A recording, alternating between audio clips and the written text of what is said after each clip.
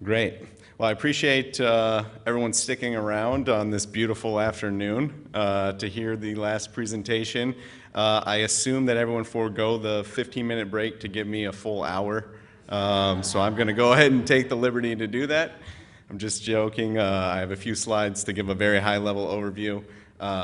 As Rick mentioned, I work with the Michigan State Medical Society. One of my roles there is to staff the Executive Council of Physician Organizations. This is a group primarily designed for independent private practice doctors, and so we'll talk about that a little bit in my presentation. But really, I get to come up here and just talk at a high level and have some fun. It's really Rick and Bo Bernacchi and others at MyHIN and the POs and the health plans and the pilot group that we're going to talk about that really do all the hard work and the heavy lifting. So I'm pleased to be here and share all of their great work that they do. So what is the PhysicianPayer Quality Collaborative? At the highest level, it's an initiative between the Medical Society and MyHIN designed to reduce administrative burden of quality measurement and quality reporting to health plans. It started, as Rick alluded to in his introduction, really back in March of 2015. We started to have a conversation with Tim Pletcher, the executive director at MyHIN, relaying some frustrations that the Executive Council of Physician Organizations had around interoperability, the hundreds of quality measure sets, the network of health information exchange entities that were in the state, and that there was some frustration that with all of these tools out there, that nothing was really helping the physician community. And I should have started with this disclaimer too. I'm going to use the word physician a lot because I work for physician trade associations, but that's not to minimize the impacts on other provider types and other stakeholders in this process as well. PPQC is pretty unique because it is a true collaborative effort. And we believe in collaboration at the Medical Society. And it's been great to see the pilot group in particular have health plan and physician organization representatives around the table to try and solve what we thought was more of a physician practice problem, but really turned out as a problem for both health plans and providers alike. And so we had that early conversation back in March in 2015. Then we started to have some other conversations about the health plans, with the health plans about whether they were experiencing a similar problem, would there be any interest in forming a collaborative group to solve this, and that took probably the rest of 2015. A lot of the initial meetings, sort of fourth quarter of that year, were sort of group therapy sessions where everyone could come together and complain about IT vendors and health information exchange and quality measurement programs. And then really we kicked off with the pilot group in earnest, I would say, first quarter of 2016. So we're just over a year, I would say, on this true PPQC effort. So why did we have an interest in forming PPQC? I touched on that a little bit, but physicians were expressing that they were being crushed by administrative burden. And I use this phrase, death by 1,000 cuts, that they're facing this alphabet soup of quality measurement, reporting criteria, that amid all of that alphabet soup, there was a proliferation of EMR and registry vendors that couldn't talk to each other, didn't have any standards around data entry, data reporting, file formats, transport mechanisms, et cetera. That health plans that these physician organizations contracted with all had different processes for patient attribution definitions, reporting formats, feedback timelines, and incentive programs, and that this whole set of factors was creating a massive amount of headaches and work for physicians and their practices. So this is sort of a visual representation that I borrow from MyHIN on what that headache looks like. You see there on the left-hand side, you have some IT vendors, EMR vendors that are supplying information into a physician organization. And this actually makes it look much easier because it looks like they're dealing with one vendor. These physician organizations, as I said, are primarily independent private practice. The majority of their docs are in independent private practice. So physician organizations are dealing with up to 50, sometimes 100 different vendors based on what the practice has selected.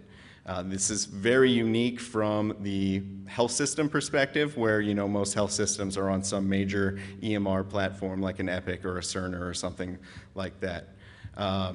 So you see the physician organizations gathering information, aggregating it, and then having to transport it in different formats to the different health plans that they contract. Again, this is somewhat of a simplistic view because it only shows 3 health plans, where a lot of these physician organizations have upwards of 10 and 15 that they contract with.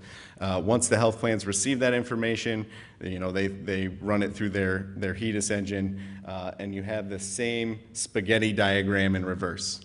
Once the HEDIS engine does its computer magic, it sends it back to the health plan, and the health plan then compiles a gaps in care report or a quality performance report, and then again has to send it out in different file formats and transport mechanisms to the various physician organizations that need to communicate that information back to their individual practices. So all of this results in not just headache, but in a lot of time and money. There's a study that came out, I think fall of last year, maybe a little sooner, right as we were really starting to talk about how PPQC was going to solve this, quantifying how many hours and dollars the system spends on trying to maintain these quality reporting systems. It's tens of billions of dollars, and the conclusion of the report was that there needed to be greater efforts to standardize measures and make them easier to report. And that, in a nutshell, is what the PPQC goal is. And that's why we entered in the partnership with MIHIN to help solve this problem. So I mentioned some of those therapy sessions. Out of those therapy sessions came some guiding principles. The major one was this concept of report once, that physician organizations could bundle a single master supplemental data file that includes all payer, all patient, all measurement information, and they report it one time to one source. And that source would then be responsible to route the individual patient information to the appropriate endpoint, whether that's Medicare, Medicaid, individual commercial health plans, what have you. In order to accomplish this, there was some discussions around, again, file processes, file formats, and transport mechanisms. We quickly settled on a existing file format that was in the marketplace and people were used to working with, but with the acknowledgement that QRDA file formats were going to be the future. And I'm sure that that's been touched on throughout the conference as well.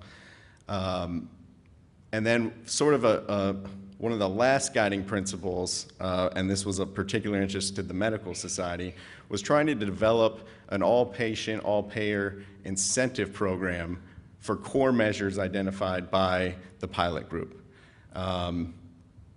Physicians really, they're not afraid of quality measurement. I think that is a myth that exists in healthcare today.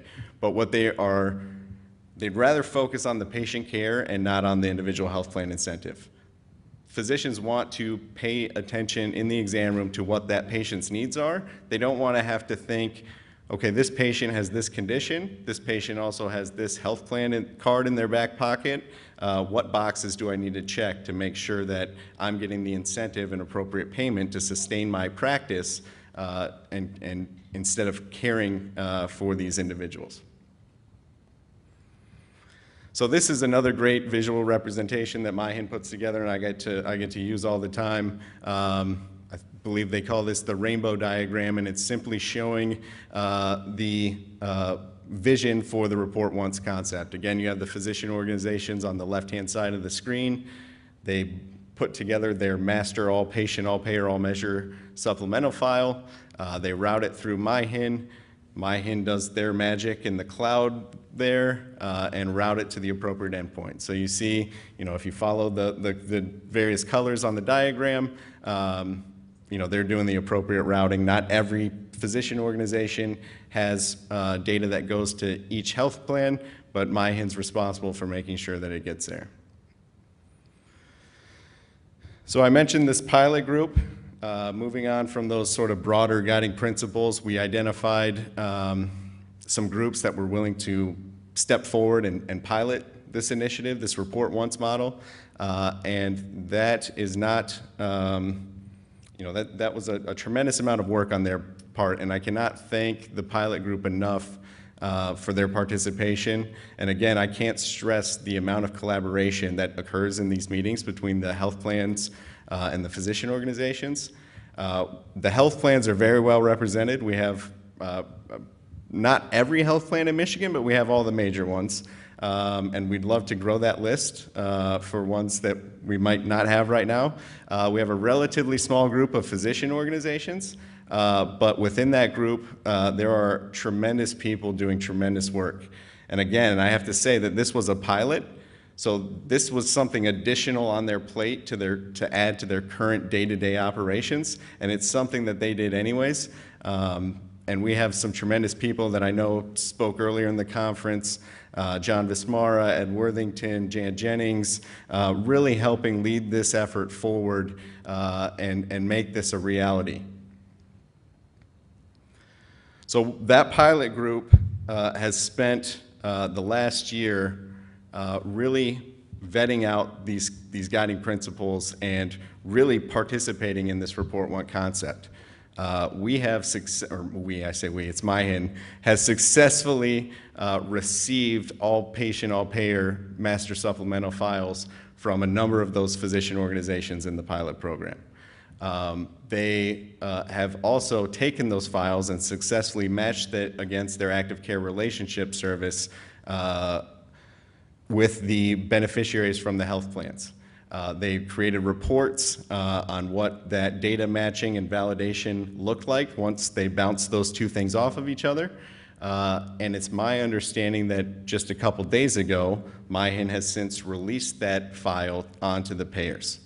So this is not something theoretical anymore. This is really happening in the state of Michigan. One of the next things that the pilot group started to tackle on was that spaghetti diagram in reverse. So now that we've successfully sent through the supplemental data file and MyHIN has done the routing to the appropriate endpoint, what is it going to look like when it's time to report the gaps in care back to the PO so they can push it out to their individual practices? So here is the standardized specification for the gaps in care report that the health plans are going to be using to, again, have the report once concept in reverse. This was the result of that collaborative effort between the health plans and the physician organizations over several meetings, and it represents sort of the minimal but necessary data set from both the health plan and the physician organization perspective to utilize in a standard report once concept. So the next steps for the PPQC are that payers will continue to validate that master supplemental file and consume as an accepted source, data source. The POs will automate their submissions of that master supplemental file. That's one of the benefits of the QRDA format. They can just sort of set that up as an automatic monthly report. I also heard from Bo earlier this morning that MyHIN is developing a service that they could accept this all patient, all payer master supplemental file and turn it into QRDA file format. Is that correct? So those physician organizations or practices that might struggle with creating that QRDA file format, MyHIN has developed a service to help out with that as well. NCQA is going to have to validate this process for both payers and POs. I also heard a conversation between Rick Wilkening and NCQA representatives this morning that they're going to begin to pilot that validation and take a look at it. And then, of course, we're going to have the payers, now that we have the standard specification on the gaps in care report, we're going to have the payers begin to pilot generating that report and then routing it back through MIHIN so it can reach the POs. Then the POs on the receiving side are going to have to identify their internal processes to consume that gaps in care report and then distribute out that information to the practices that need to take clinical action and close those gaps in care. A major thing that we're undertaking right now is recruiting more physician organizations into the pilot program. We're going to do that through the state innovation model groups, but we're also going to welcome essentially anyone that wants to at this point. And we have a lot of interest. I've been giving talks like these during the full year that we've been moving through the pilot program, and we actually have intentionally kept the pilot group small so that we didn't lose any momentum or progress, but now we're at a point where this is no longer theoretical, it's a reality. So we're going to start to organize how do we accept more physician organizations into the pilot group. And I would add, beyond physician organizations, there are certain physicians that have reached out to me about lab data, pharmacy data, some other stakeholders that we might be able to incorporate in this process as well. And then finally, we'll have to figure out if there is a way to harmonize incentives on the core data set. So I mentioned the core data set and the physician frustration of having multiple incentives across health plans, and every health plan representative that I talk to tells me that their health plan has the secret sauce to make their patient population the most healthy, and I totally believe that. I do genuinely. But our argument is that on a core set of measures, that there should be a way to harmonize incentives so they're rewarding high performance on those measures regardless of health plan. And these core 27 measures, I should say, were not identified by MSMS. We did not pick these. This was a 6-month-long survey process that we did with the physician organization leaders and the health plans themselves. The folks at MIHIN helped us compile a master spreadsheet of all of those data set survey responses, and we simply picked the top 27 that were on the majority of all the responses submitted. So this is not something that we just pulled out of the air or something that we think is going to help the physician community. I believe it will help the physician community, but this is, again, a collaborative effort to identify a core set of measures that both health plans and physicians have said are important to them and their patient populations. So I know that was quick, but that was intentional because we're at the end of the day here and it's a beautiful day outside. My final thoughts on this is that change is hard, and change in healthcare is exponentially hard. I mentioned that this is a pilot program. These groups that we have assembled are doing this in addition to everything else that they already do, and everyone knows how busy people that work in healthcare are day to day. I cannot thank everyone that did that, and again, it was not something, this is totally volunteer effort, and it's a tremendous amount of work. I firmly believe that next year at this conference, people will be able to say that the report once concept will be the standard for reporting of quality measures to health plan throughout Michigan. This is not, like I've said earlier, this is no longer theoretical. We are doing this, and we are simply now trying to continue to hone in the details of the feedback loop. The technology exists to do this. It is not a technological problem. So there should be no reason, as we add more physician organizations, that this cannot become the standard, and I truly believe that it will be at this time next year. Physicians want to be accountable. They need the tools to be able to do so. And a lot of that requires the reduction of the administrative burden so then they can focus on their performance in the clinical setting and really be have the peace of mind that that accountability is based on their actual clinical performance and not the performance of their IT system or the way they enter in data into an EMR. And I do believe that harmonizing incentives around a core measure set and allowing health plans to then add additional measures for their own proprietary incentive programs is doable. I think, Tom and Monica's presentation talked on that a little bit, sort of the promise of that. I do think that it would be a stronger effort if we all engage the employer community, since they are the purchasers of healthcare. And I think that that's a discussion that they'd like to see as well. We've had some meetings with some of them in the state. So really, that's my quick overview of a lot of work over a year. MyHIN, the health plans and the POs that have been piloting this have done a tremendous amount of work, and it really will be the standard next year at this time. So if you would like to participate moving forward, contact myself or Rick and Bo, and we'll make sure that you do so. So open it up for questions. After Joe was talking about how beautiful it is outside, see if we got any questions. While people are thinking of their questions, could I just show, I see a lot of PBGC participants in the room. If you just raise your hand if you've been to any of the meetings, much less doing work. So thank you on behalf of myself and others. I just want to give you a round of applause.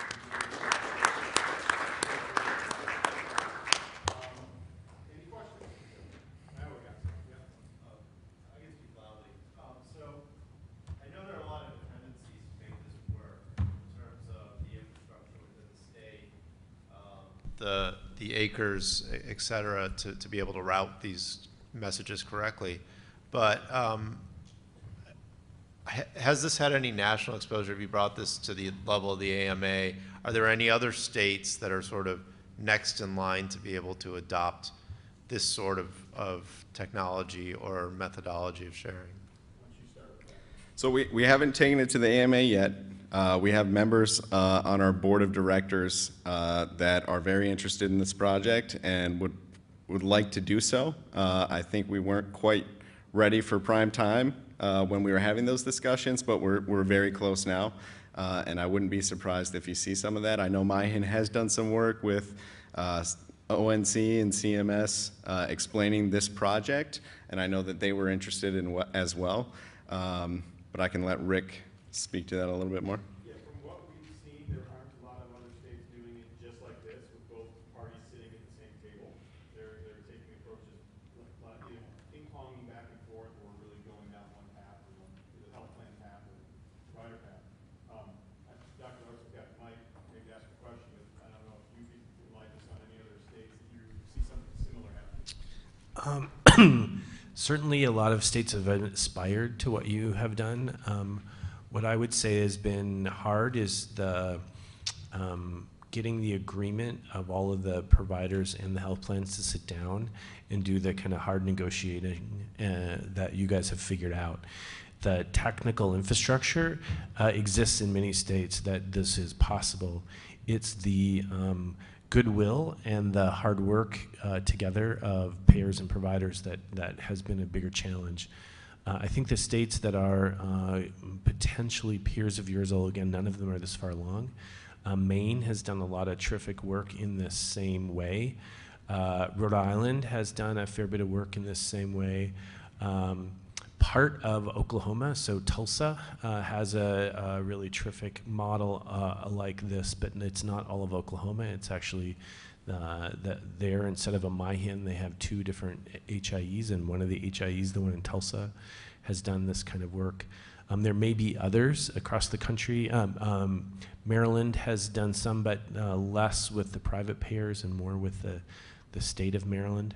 So you're really trailblazing, and a lot of people are looking at your work to inform the work that they do. The question I was going to ask is, what do you think are your lessons learned and key success factors as we talk to other states and say, hey, Michigan has done this really cool thing? What should we tell them are the things to know as they embark on the same path? You know, that's a great question. You used the word negotiation in your previous comments, and really, I can't stress enough, that never happened. Like, there was no, I don't know if it's like the Midwestern sort of Michigander, very friendly values, But we put these two groups in the room, and they both said that they were having problems essentially getting this data out of the EMR. The practices were frustrated with the vendors. The plans were frustrated, equally as frustrated trying to get this data out. So, talking through those differences, and I'm not joking, they really were therapy sessions that just sort of the first probably 5 or 6 meetings were just people coming together and learning what the problems are from the various stakeholders. And really, we just fostered a conversation. I mean, there was no negotiation. It was fully collaborative, and both sides agreed that this was a problem that needed to be tackled. And I will give MyHin and Tim Pletcher in particular a lot of credit for having a solution, or at least facilitating the discussion of that solution. I'd also like to add that one of the first things you did was limit the scope. Had we tried to do all the measures, which was the initial conversation, we limited it to a small group with the determination that we'd expand it from there. Otherwise, I don't think you would be where you are today. Sure. Yeah, any other members of, Joe's describing what you all lived through, right? We're both kind of up here talking about it, but you're the ones that have been doing a lot of the work and bulk of the work, so anybody else want to comment on some of the lessons that you picked up along the way? I want to comment, and not ask much comment, but ask a question with regards to rejection. So with supplemental data, today we get a rejection sheet. Does that happen with PPQC now? It does. MyHin generates those. I could have displayed them on the screen, but I would have no idea how to talk to them because, again, I'm not a technical person. But that was sort of the first part of the process before the information was then passed on to the health plans. MyHin put together a sheet of errors, rejections, just sort of overall validation. And really, I think the results were somewhat surprising. I think everyone knew that this was a mess, and because it was such a mess, that getting data to the right place and getting the right data to the right place was a challenge. But I think some of the early results have shown that health plans are receiving data from providers that they did not know that data lived in their systems. So I don't know if Rick or Bo want to speak more to the technical parts of the validation and. Just two things on the validation piece, and thank you. We built the validation initially around the SIM validation measures, or validation criteria, I should say. So worked with the folks at MDC to define what is the validation criteria that they'd actually developed for the MyPICT project. And so that's what we've started running when we receive these all-patient, all-payer supplemental files, because that's going to eventually land in the Michigan Data Collaborative side. And so we work with them on what's the initial screening we can do on this data. We haven't gotten to the point, I think, where you may be going as far as some of the validation that may occur once the payers get it and say, is this clinically relevant or not? That's right where we are, okay? And it is, sometimes it feels really fast, sometimes it feels like we're stuck in the middle of a glacier, and so we really don't feel like we're moving, but that's where we are, and we're still, I think that's one of the next pieces of feedback that we're looking forward to from the plans. Does non-standard data play a part in this? So we're looking only for standardized data straight out of the EMR, EHR. Or actually, for some folks, I know Ed and some others are actually pulling it out of, it can be pulled out of a repository they may have at the physician organization level as well. It can be pulled out of the repository at the physician. Yes, as long as there's no, and we go into this, we spend a lot of time in this during our therapy sessions sessions on, this is starting to feel like a PBQC meeting, This is great. We purposefully are avoiding the non-standardized data right now. And so from the repositories, as long as the source is the EHR and has not been touched along the way, that is a source that we are able to move along. And then, but again, as Joe pointed out, and we'll be working with Ben and his team on, we're going to make sure that NCQA is comfortable with kind of the full process from beginning to end, and then that piece that we're adding in the middle. Okay. Exactly, yep. As Dana said, that was a requirement the plans had. We need to get, actually everybody had it, right? Because if the plans don't get it certified, The incentives aren't going to roll back to the physician organizations. So that is a linchpin in making sure this is all going to happen. What happens though if you have data that actually it didn't pass, right? And so you have this data that's coming in from the EHR, but you're missing one part of the element. It's still being sent to, if we're going to send our acres file and we're sending all of our data to you, you still have all that data. So does that not get sent to the payer, or So does it? we will send, Joe showed, one of the eye charts he showed was the gaps of care format. We have kind of the standardized format that the group agreed upon for the supplemental data as well. So we went back and forth on this, and what was interesting is one of the meetings we had, and Ben may not want to pay attention to this one, but there was one of the group therapy sessions was around the NCQA auditors and whether there's consistency upon the audit and the auditors. And from the PO's perspective, well, one plan will accept this data, and yet I can't send that same data to another plan, and one auditor said it's okay, and the other auditor had a problem with it. So, so we're going macro, and we'll say send it, and most of the plans said send it, I'll deal with it, and if I need to reject it, I'll reject it, and that's something that they're going to work out. But that's one of the things we're trying to figure out. It was another kind of a lofty goal. When we get this group together, it's so much energy sometimes. You're like, we're going to go talk to NCQA and solve this problem, right? And then we realize, we're probably not going to be able to solve this problem with NCQA. So that's one of the kind of next great things we can probably do is work with them on trying to identify the variations and how we can help, again, reduce the burden from the provider side. But right now, we're going to send it.